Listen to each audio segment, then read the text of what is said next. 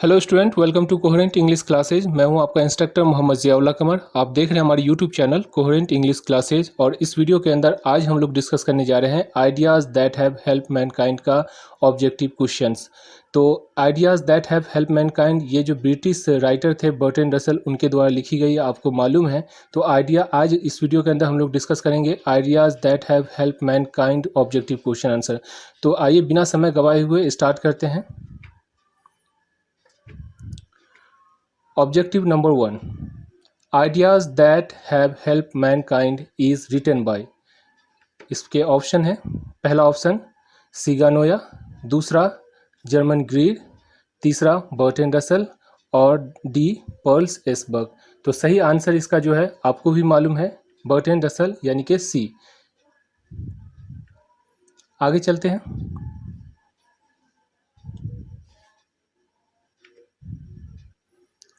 Objective number 2.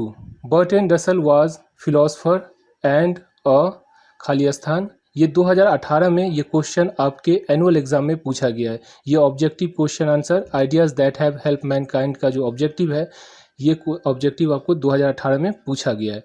तो इसका जो ऑप्शन है, पहला ऑप्शन आपको है साइंटिस्ट, दूसरा जियोलॉजिस्ट, तीसरा पॉलिटिशियन और चौथा हिस्टोरियन। इसका सही आंसर है D, Bertrand Russell was a philosopher and a historian. समझ में आ गया आपको?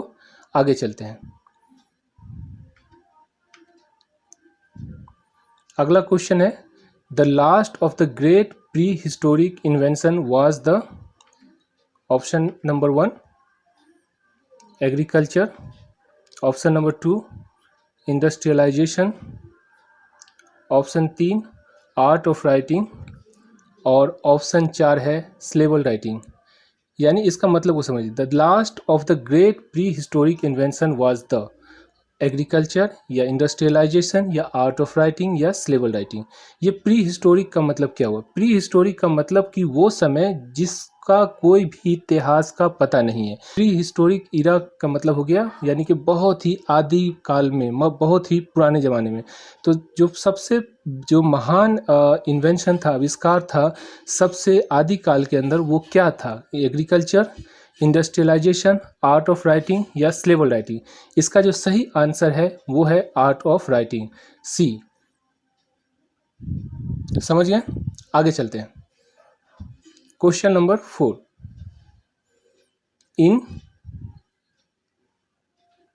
क्वेश्चन नंबर 4, इन खाली स्थान the syllable writing step was never taken. इसका जो ऑप्शन है, पहला ऑप्शन है इसका अफ्रीका, दूसरा है इंडिया, तीसरा बांग्लादेश और चौथा चाइना। अब यहाँ पे इस ऑब्जेक्टिव को समझने के लिए सबसे पहले आपको समझना होगा स्लेवल राइटिंग किसे कहते हैं। SYLLABLE, syllable writing. देखिए, आज जो भाषा वजूद में है दुनिया के अंदर, वो दो तरह की भाषा है। एक भाषा है जिसका वर्णमाला है, मतलब जैसे हिंदी आप लिखते हैं तो जितना भी वर्ड आप लिखिएगा या हिंदी में कुछ भी लिखिएगा तो वो या तो अ से अह तक होगा या क से ज्ञ तक होगा। और एक जो है ऐसा भी भाषा है जिसके अंदर सिंबल का इस्तेमाल किया जाता है।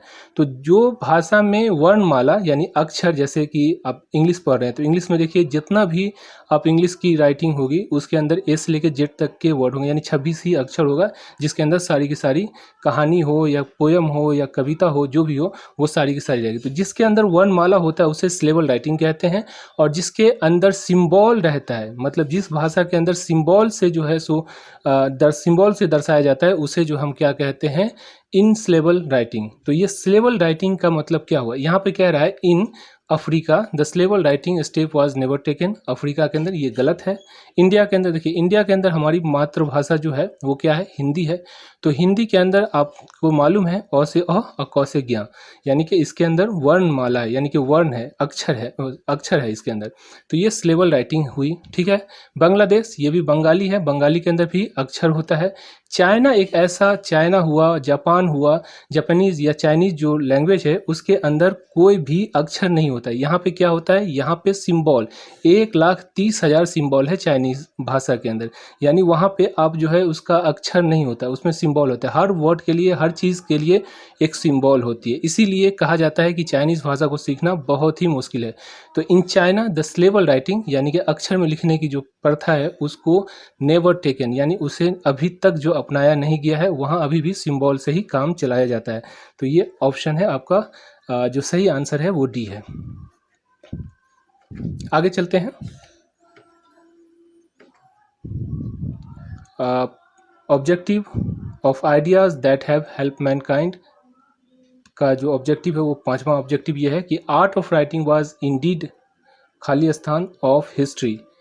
तो यहाँ देखिए पहला जो ऑप्शन है वो है प्रीरिक्विजिट, दूसरा ऑप्शन आपको यहाँ पे है इवोल्यूशन, तीसरा डिमॉन्स्ट्रेशन, चौथा ऑल ऑफ देम। तो यहाँ पे जो सही आंसर है वो है pre requisite. Art of writing was indeed a pre requisite of history, यानी इतिहास। देखिए जब तक आप राइटिंग यानी लिखना नहीं जानिएगा तब तक इतिहास कैसे लिख पाइएगा। इतिहास का वजूद कब हुआ, जब आदमी लिखना पढ़ना स्टार्ट किया, तभी से ना हिस्ट्री अपनी जो इतिहास को जो लिखना स्टार्ट किया।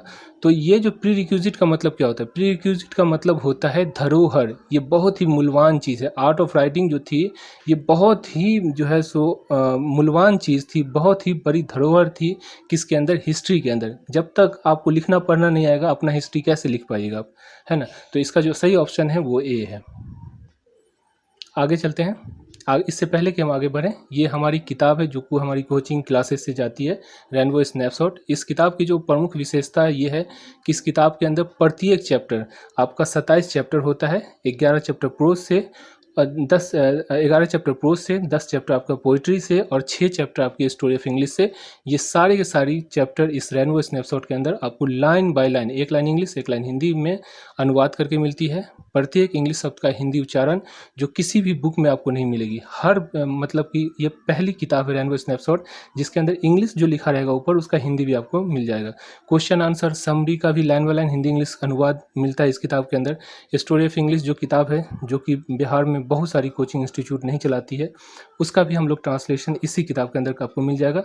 टेक्स्ट बुक का 1000 सिलेक्टेड ऑब्जेक्टिव, यानी जो ऑब्जेक्टिव जो आप देखे हैं इससे पहले या आगे आप देखेंगे वो सारी की सारी ऑब्जेक्टिव रेनबो स्नैपशॉट की किताब से ही ली गई है।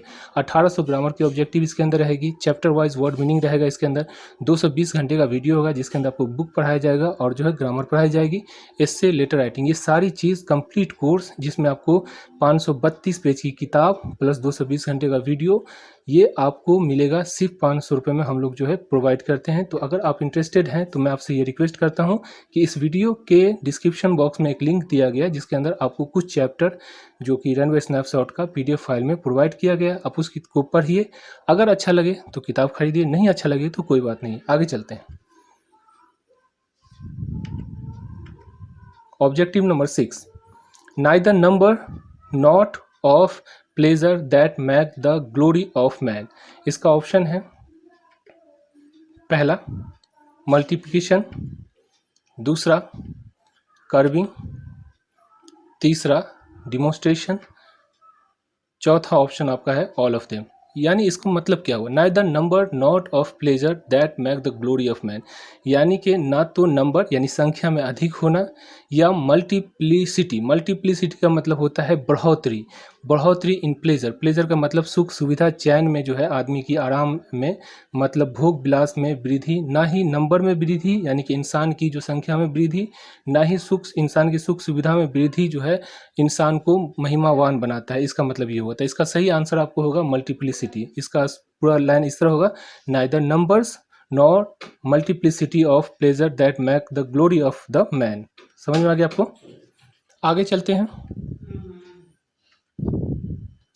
Objective number 7, our attitude toward those outside the herd is very खाली स्थान। इसका जो ऑप्शन आपको है, ऑप्शन नंबर 1 प्रोपिटियस, दूसरा जो है आपको फ्रोसियस, तीसरा जो है वो है फ्रेंडली और चौथा जो है वो है humble.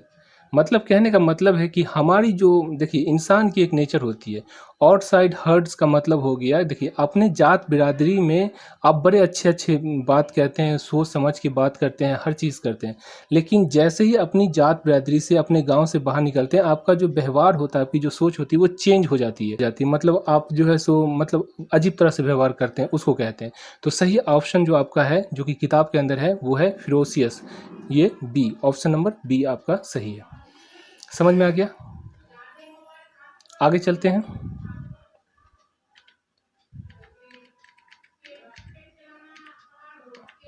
Objective number 8, an ancient Hebrew deity to whom children were offered as sacrifices, खाली स्थान।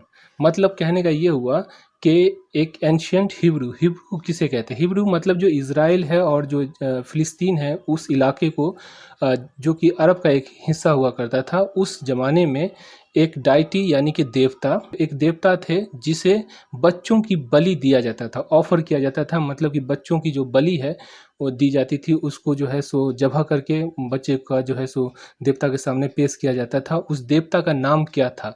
तो उसका नाम, पहला ऑप्शन आपका इवेंजेलिकल्स, फ्राहो, नेफ्थाइस और मलूक। ये जो सही ऑप्शन है आपका वो है डी, मलूक। समझ में आ गया आपको? ये आपकी किताब के अंदर दिया हुआ है। समझ में आ गया? आगे चलते हैं।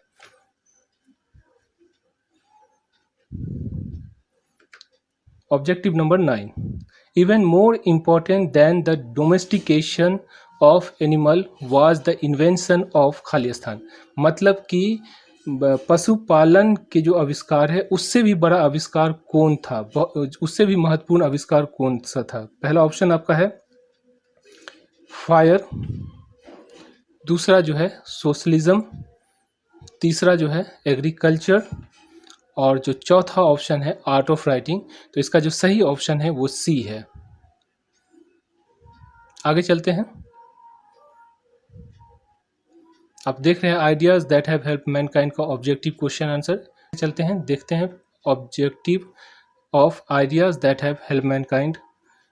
Objective number 10, ideas that has help the mankind was written इन।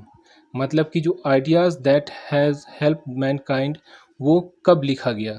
पहला ऑप्शन है आपका 1946, 1947, 1948, 1949। तो जिसका जो सही ऑप्शन है वो है 1947, यानी कि जब हमारा देश आज़ाद हुआ उसी समय ये जो आर्टिकल है जिसे आप पढ़ते हैं, बर्ट्रैंड रसल ने 1947 में इससे लिखा था।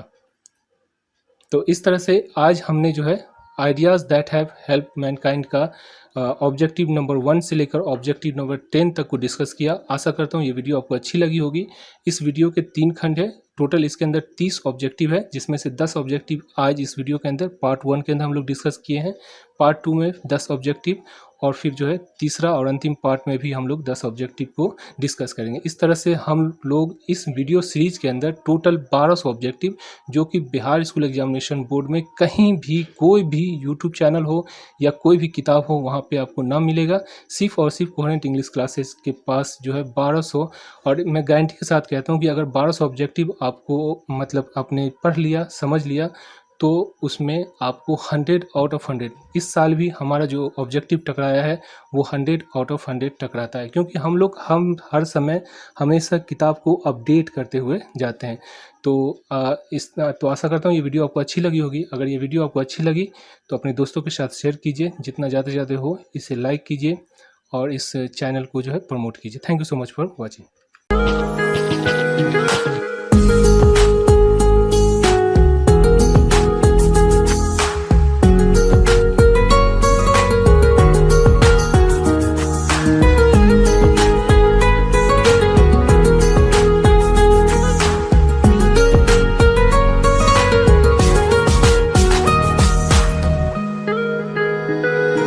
Thanks for watching video, and for more videos please subscribe our channel.